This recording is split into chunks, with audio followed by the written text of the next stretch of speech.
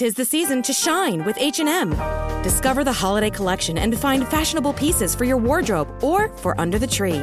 Get inspired and dazzle with this year's glam. From tuxedo styles, bow detailed pieces, impressive prints, and more. From unforgettable looks to unforgettable gifts. With fashion finds to home decor, find it all at H&M. Treat your loved ones and yourself this season. Shop in-store or at hm.com. Saturday. Christmas comes early. Unbelievable! Welcome to this incredible scene. Bills. To the end zone! Chargers. It's a touchdown! An exclusive NFL game. That's fantastic! Live in primetime. Wow! Only on Peacock. With a Christmas gift to their fans. They're having some fun now. Bills versus Chargers. Saturday, 7:30 Eastern. Exclusively on Peacock. Reboot your credit card with Apple Card, the credit card created by Apple. It gives you unlimited daily cash back that you can now choose to grow in a high-yield savings account that's built right into the Wallet app. Apply for Apple Card now in the Wallet app on iPhone and start growing your daily cash with savings today. Apple Card subject to credit approval. Savings is available to Apple Card owners subject to eligibility requirements. Savings accounts provided by Goldman Sachs Bank USA. Member FDIC. Terms apply. The holidays are a time to feel and create joy. And what could be more joyous than the look on her face as she unwraps a stunning new jewelry piece from Blue Nile? How about getting 50% off your purchase? Blue Nile offers premium quality, priced below traditional retail. Their online experts are available 24/7 to answer any questions and make sure you've picked the perfect gift. For a limited time, you can get 50% off at BlueNile.com. That's 50% off at BlueNile.com.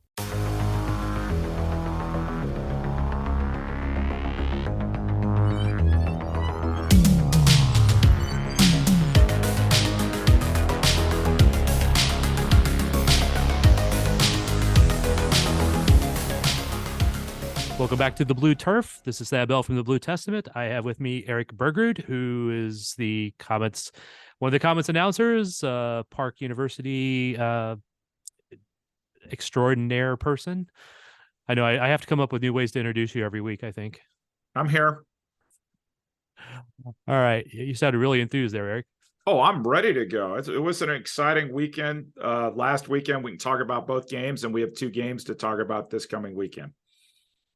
All right, so let's dive right in. Last weekend, game in Mesquite, game back home. Game in Mesquite, they came up a little short. Game at home, they came up on the right side, but in overtime. What stood out from those two games for you, Erik?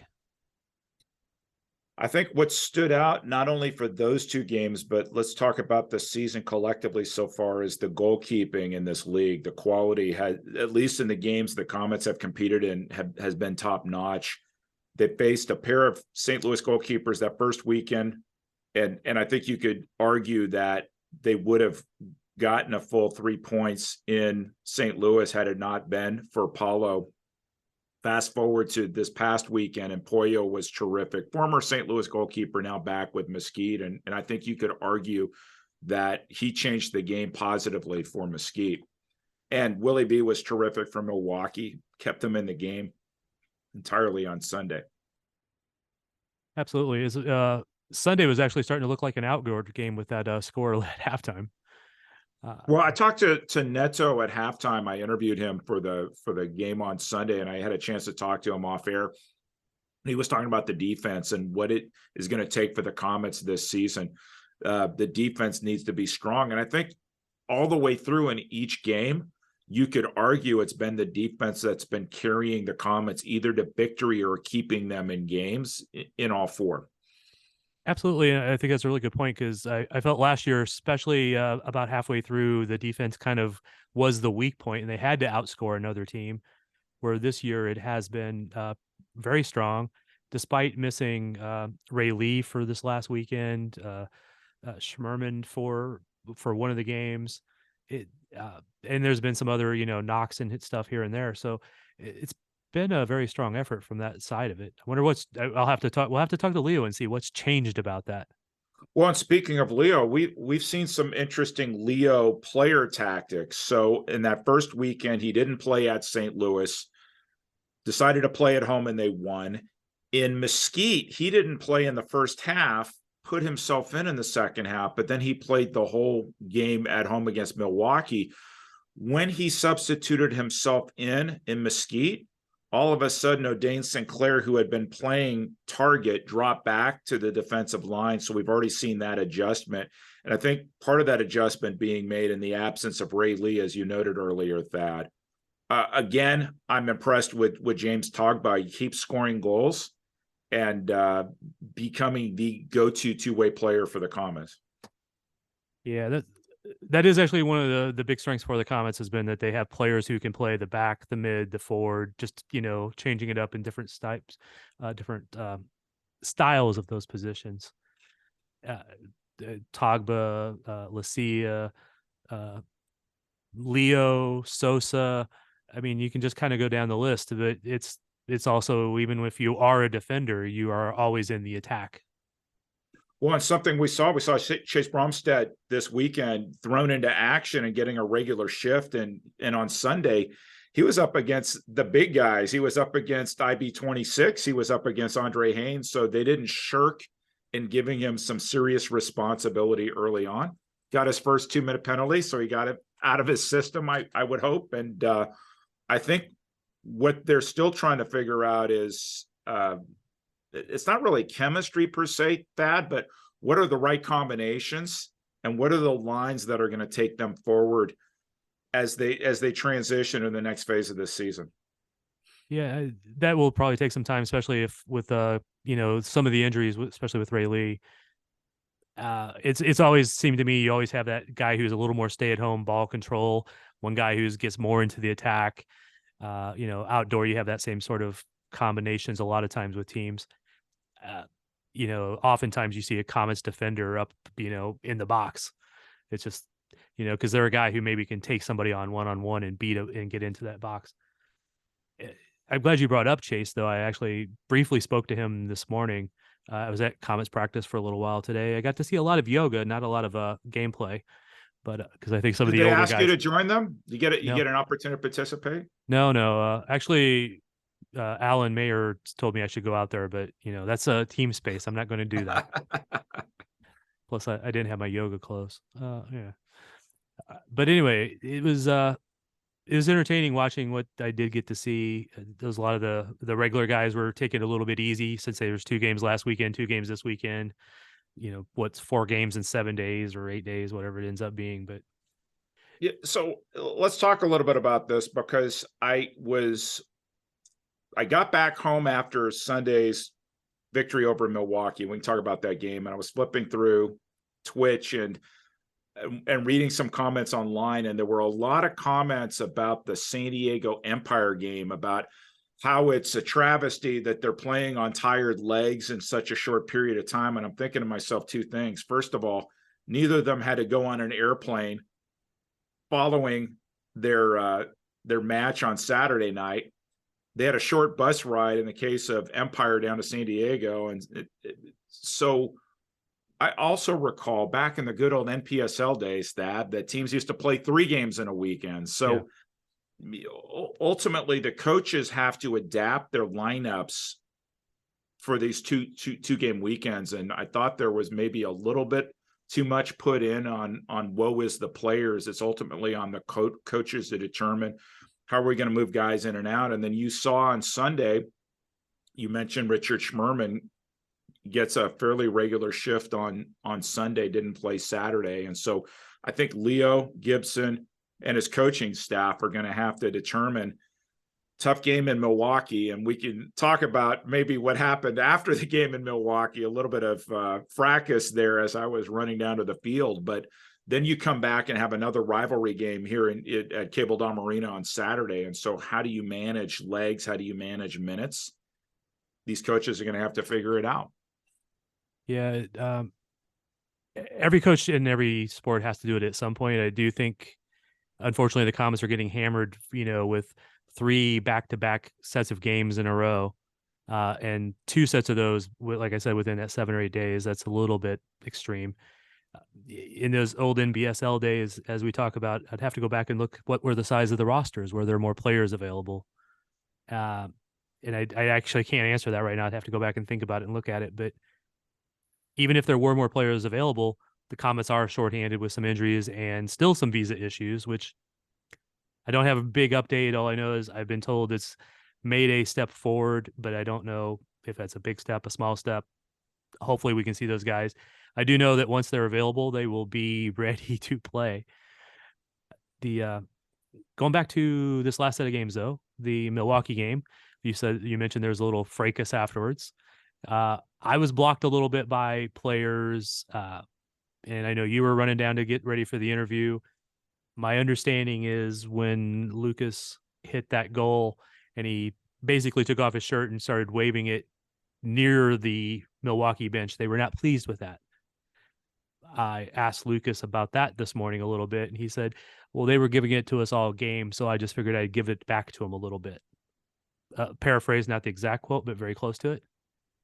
I think if any of our listeners were to go to the MASL website, click on the stats button, and then scroll down to discipline suspensions, you will find out quickly how the league responded to that post-game incident, because both Lucas Sosa as well as Milwaukee coach Giuliano Oliveira both got undisclosed fines.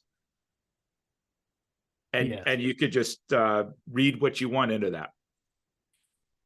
Yeah, I did notice their coach was probably the first one off the bench to confront him about that. Lucas did also mention that he was very grateful for his teammates who kind of intercepted and blocked for him to keep him safe. So a little behind the scenes drama. So I'm running down to the field with the microphone. Lucas was back on the bench. Schur was on at that time, by the way. And I try to set him up for an interview. And Nicolau Neto asked me to move away from where the players were just so he would have some space and so nothing happened. So a little bit of drama there. But what do you expect between KC and Milwaukee? And I said on air, and I think Nick Vassos agreed with me. For me, Milwaukee is Kansas City's biggest rival. I know that for fans, the whole KC St. Louis rivalry is a thing, and it still does exist. But between the teams and the franchises, it's absolutely Comets and Wave. And we'll see. The Blast are coming back, but the Comets don't play them nearly as many times as they do the Wave. I think we'll get a test of whether people have cooled off this Friday in Milwaukee, or whether there's still some unresolved feelings that need to be dealt with on the field. Well, and I know we mentioned this in a previous podcast, but between Milwaukee and St. Louis, Kansas City plays them 6 times each. So that's 12 out of their 24 game schedule against 2 different teams. Even if there wasn't a rivalry to begin with, you're going to kind of build that animosity over the season, but it definitely existed before this. And, and because the games tend to be tight, let me mention something we talked about on air. Is last season there was a change to the scoring system in the MASL. So it used to be a win-loss league, and now you get 3 points for a regulation win, 2 points for an overtime win, and 1 point for an overtime loss. So when the Comets took the ambush to overtime in that season opener at the Family Arena, in a way, the Comets got a decent result, because instead of St. Louis getting 3 points to none, it wound up being 2 points for the ambush, 1 for the Comets. But Milwaukee did its job here on Sunday, held the Comets a 2-point game, 1 back. And so it's up to the Comets now to try to do the same thing, at least take the game into overtime on Friday. Otherwise, Milwaukee gets the better end of this home and home series. Yeah, it's going to be a battle between those 3 teams from the Midwest ish to get those points. And again, we've talked about this a little bit before, and I'm sure we'll talk about it many more times this season about how the imbalanced schedule and how some teams will be playing teams that are less strong, and the other teams will be beating up on each other. Even if the Comets is the best of the 3 teams, they're going to take points away from each other throughout the season, which will make it harder and harder for those 3 teams to make the playoffs. Yeah, and you mentioned St. Louis and Milwaukee. They play each other 6 times. There was a little incident on Saturday night's game that, again, you can read about the discipline review committee's action on the website. But the guy who scored the game-winning overtime goal for St. Louis on Sunday against Baltimore, Stefan Mijatovic, 1-game suspension for something that happened up in Milwaukee. So St. Louis will be without one of their major weapons when they come to play the Comets here on Saturday.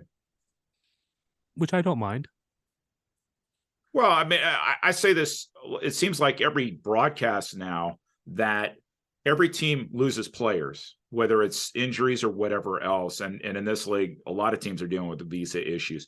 You just have to manage that. And for players, fans, or coaches to say, oh, woe is us, we're without X. Well, everybody's without X. It's just sort of a question of, just like you were saying with the back-to-back weekend games, how do you manage your roster to get through these unexpected hardships? Yeah, and everybody, you're right, everybody does miss players here and there, and I can't compare the exact number of everybody who's missing on visa issues or suspensions for every team.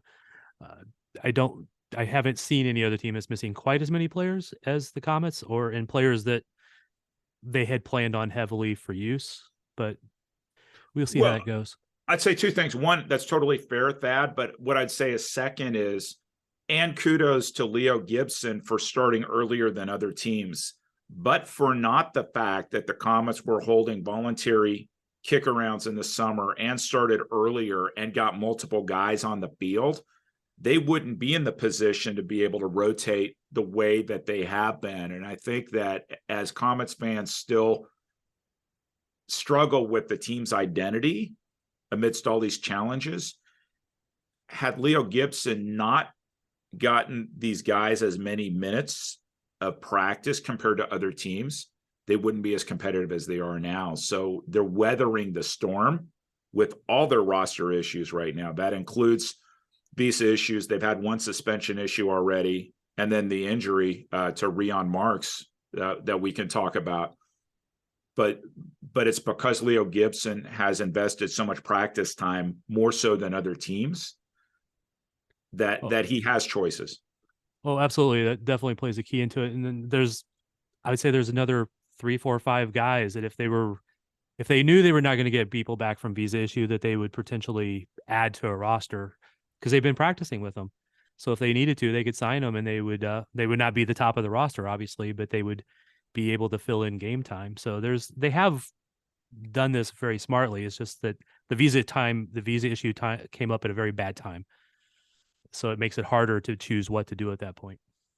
It also fits a nice narrative that it's the world against the Comets. So we heard on the Mesquite broadcast the narrative that Kansas City's a physical team and they get a lot of fouls, and saw one of the unofficial league podcasts post a meme about the bad boys of Kansas City and all the fouls and blue cards that they get. So it's very easy to if you're trying to defend the Comets, well, hey, everybody picks on us, whether it's other teams, whether it's the league, etc.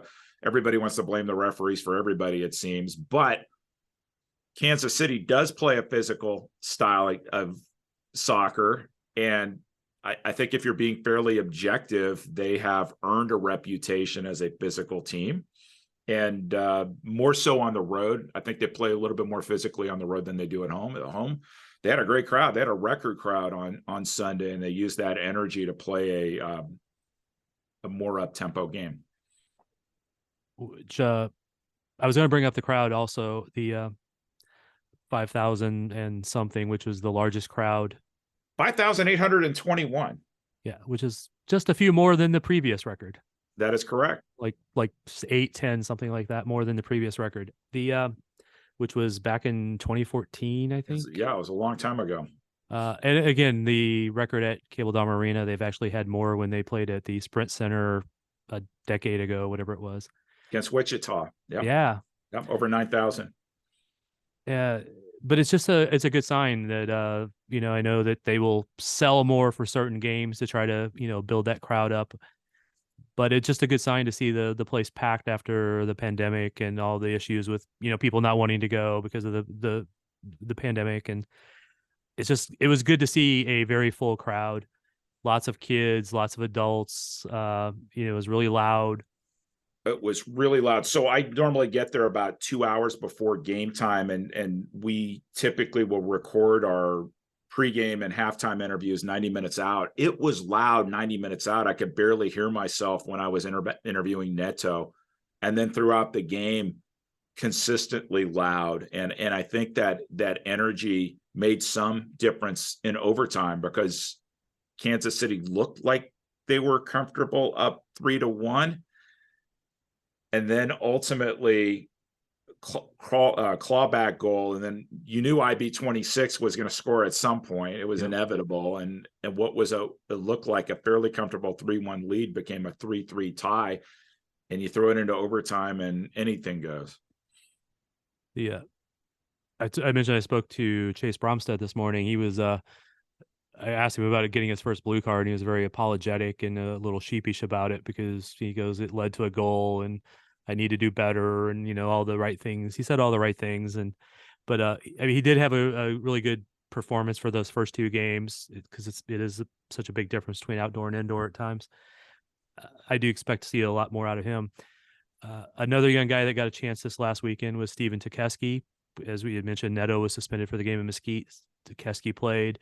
I thought he did pretty well. Not going to take Neto's starting job anytime in the next week or two. I don't think the Comets played as well for him as they could have at times, but not too bad of a first game. You got the goalkeeper perspective. Oh, I always have the goalkeeper perspective. That I thought what was interesting, if you draw a parallel between how he plays and Neto, neither of them are afraid to go outside their box.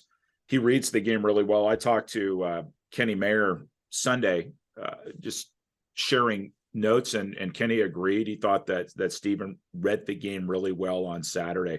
Some unfortunate goals, but that happens in the indoor game. You're going to get countered, and the ball's going to bounce one way or the other, and that's the way it is. But I think he held himself up well. I think he showed that he can play in this league, and I think that we saw that with Mark Baker coming in for Paulo with St. Louis. Teams less reticent to throw a rookie goalkeeper out there and see what they can do. And we'll see. I think that there's an old adage about competition being good, competition and practice being good, because it raises the expectations, it raises performance. And I think that having Tukeski there will make Neto a better goalkeeper. And I thought Neto was terrific. Yes, that first goal he would want back. When you get scored on 5-hole, nobody likes that. But no. Save after save after save.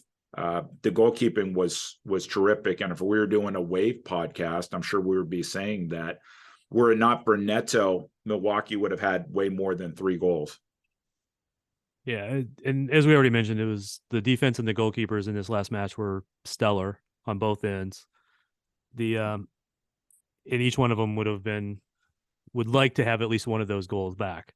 That maybe they could have stopped, but a stellar performance from both of those guys. I think next we just got to talk about this weekend a little bit more. What do you 2 games back to back? Milwaukee, St. Louis here in Kansas City. St. Louis does not play the night before, if I saw that correctly. So they're going to be a little more rested. They'll be missing one of their key guys, as we mentioned earlier, due to suspension. How do you think Leo manages it like he did last time? Maybe different, doesn't play as many guys on one night versus the other? And do you focus on the game at home more than the game on the road? I think based on having had Milwaukee take them into overtime, and so let's just take a deeper look at that. Not only did the Comets drop a point, they could have, should have, would have had 3 points. Now they have 2, but Milwaukee should have been at 0 points and Milwaukee got 1. So it's sort of a net loss at 2 points for Kansas City. I think that changes the tactics going in. You have to come back from Milwaukee with something now. And so I think he has to play Friday night like we need to bring points back regardless to Kansas City. And so that may change some of the lines that he does. I think the other thing is St. Louis, yes, they'll be rested, but Kansas City believes they can beat the ambush every time in Cable Dome Arena until St. Louis can prove otherwise.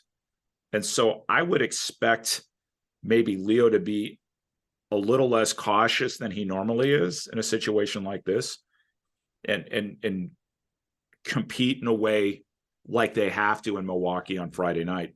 The other thing, I heard that Kevin Ellis got banged up against Milwaukee. Don't know what his status is. And we saw when St. Louis played here a few weeks ago, it was the Kevin Ellis show. So we don't know yet who's going to be healthy, who's going to be there. And so it's sort of hard to project what to expect Saturday night. I would expect Friday is going to be a continuation of what we saw on Sunday, a tight game, a tight-ish game, I would say. But it could be a physical game as well. And we'll see how that spills over into Saturday. Yeah. And well, I can't say I would mind if Kevin didn't play in the game against Kansas City this weekend. I don't wish him any ill will. I hope he's okay. Someday we'll have to do just a pod on probably the best villains in the league at the moment, since he seemed to want to relish that role last time. Well, I talked to Neto about this. I had to ask him about the Neto rule that everybody's calling this. I've definitely heard this from Wave fans, that the new goalkeeper rule, and he kind of got a chuckle out of it. Answered that really well, and I think that I know a decent number of Milwaukee fans, and they're trying to figure out whether John Sosa, Nicolau Neto, in some cases Leo, is the villain for the Comets when they play up there. And what I found interesting on Sunday is typically Comets fans try to share their thoughts and feelings and love to Derek Huffman. I didn't hear so much of that before the game. I know it happened during the game, maybe a little bit afterwards, but Huffman was a voice of reason on the field after the game. And I totally respect that. I agree. I didn't really see that, but I'm not doubting what you said. He actually did seem much less a villain in this last game from what I've seen him play before. So I don't know if that's maturity, just the way the game went. Got a lucky day, I don't know. But again, I know some like having a lot of villains in the league. I probably am on the side of having lesser villains, but I understand why people like it, because it's stories, it's interest. I'm just more focused on good play. Well, and I'll say this about Derek Huffman, and we talked about him on air. He's an interesting player that he can play up front. He can play on the back line. He definitely can play on power play situations. And if you're a coach, you want to have options. Leo Gibson has some options in terms of players that you can plug and play in a couple different places. Typically, it's between defense and midfield, but Huffman gives you that other opportunity as a scoring threat too. And I was impressed with Milwaukee. They have some young guys that have serious motors, but need a little time to adapt to the indoor game. But I think that Coach Oliviero made some necessary roster moves to get that team younger. And I think you saw the difference this past weekend. And I think we'll see that again here on Friday night. I think they're very much paralleling what the Comets have done over the last couple of years too. There was a lot of senior players that were still good, but were not going to get better, and just have moved to some younger players who still have upside and will continue to grow, and may not be, not at their peak even yet. So, well, so it's a contrast, Thad, because I would love to say it's a young player's game this day, and that holds true for outdoor as well as indoor. Having legs, having stamina allows you to do a lot of things. That being noted, the most dangerous person in this league, in my opinion, is 39 years old. He's the reigning MVP. He's Ian Bennett. He doesn't have to do the work that some of these younger guys do. That being said, you see him on the penalty kill. You see him on the power play. You see him playing two ways. You see him finding space. He's just a smart player who knows to be in the right position. And my surprise wasn't that he scored on Sunday, because I expected him to score. My surprise was it took him so long into the fourth quarter to get that goal that it's pretty typical to see him rack up 3 or 4 goals at Cable Dahmer Arena. Oh, no doubt. He always seems to have it in for the Comets no matter what. You're talking about how, some might or see it as a young man's game, but I mean, I think guys like Leo and Sosa would have words to say with you also on that, considering how well they still play. I agree with that. And although I would say that I think that so far Sosa's had a better showing than Leo has, but Leo wasn't planning to play and now he is. Sosa, for me, is one of the most dangerous tactical threats in the league. And I think he's trying to adjust too, so he's not having to run 2 ways. You see him now holding back when he has to, but on set pieces, he's deadly. On power plays, he's deadly. And you give him the ball right outside the yellow line or inside the yellow line, he's not afraid to shoot. And he's definitely shown that he can score from distance. And if you're going to run by him on a breakaway, he's not afraid to take you down. Well, again, he doesn't have the speed of a 22-year-old to run like that. So he has to use his brain a little bit more creatively.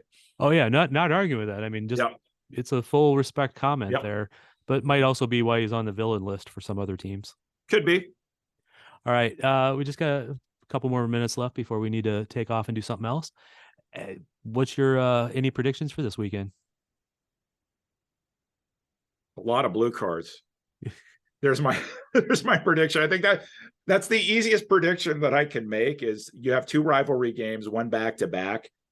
There will be some hard feelings carrying over from this Sunday. So I would expect that to bleed over into Friday night's game in Milwaukee. Hopefully not literally. Not literally bleeding. We saw blood on Sunday, right? Yeah. But the best result would obviously be 6 points. I think that 4 points would be a respectable weekend. And so Kansas City, they absolutely have to take this one day at a time and not look past Milwaukee to St. Louis. Coming back with at least 1 point on Friday night would be job well done. Any more Ted Lasso sightings, you think? Haven't seen him lately, but you never know who's going to show up. We didn't expect Kim Runtvedt to show up in the booth and then put on a headset and then start announcing the game on Sunday. So I guess we'll see who shows up this Saturday. Yeah, I wish I would have seen him. I totally missed him on that one. Oh, he was taking my job. He was providing let's just call it his brand of color. He was providing his brand of color to the broadcast. So it was a good time. Oh, no doubt. No doubt. I always love talking to Kim. All right. I think, like you said, the 4 points would be very respectable. And I think that's probably what's going to happen. It's going to be either going to be a win and maybe a overtime loss, or I could even see a win and a loss in this game, in these 2 matches, just being back to back, and hard to predict which way that'll go. It could honestly go either way, but they need to keep pace. They need to at least get 3-4 points to keep pace. I'd say set the pace, because they're going to have more games than anybody else at that point. So they'll have some time to rest after that, hopefully. Yeah, and I think on the broader scale, and I have been tracking online, actually commenting online on some frustrations being offered by Comets fans. The end is near. What's happening to us? Are we going to win? Are we going to score, et cetera, et cetera? I mean, ultimately, what this comes down to is when it comes playoff time, which team is prepared to do what it has to do to win in a home and home plus potential extra time. I was going to say mini game, but we got rid of the word mini game series. And I'm convinced the Comets are going to be there. I think what the Comets have to prove is that they can consistently win on the road. We haven't seen that yet this season. They have an opportunity on Friday to show they can go into somebody else's house, the house of their biggest rival, and win, because it's going to take that to bring the Ron Newman Cup back to Kansas City. All right. I totally agree. I don't know if that makes for good potting where I'm supposed to argue with you more, but it is what it is, right?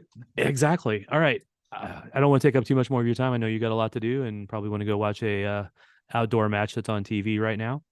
So I appreciate the time with you, Erik, and I will see you this weekend. You shall. Thanks everybody for listening. All right, we're out.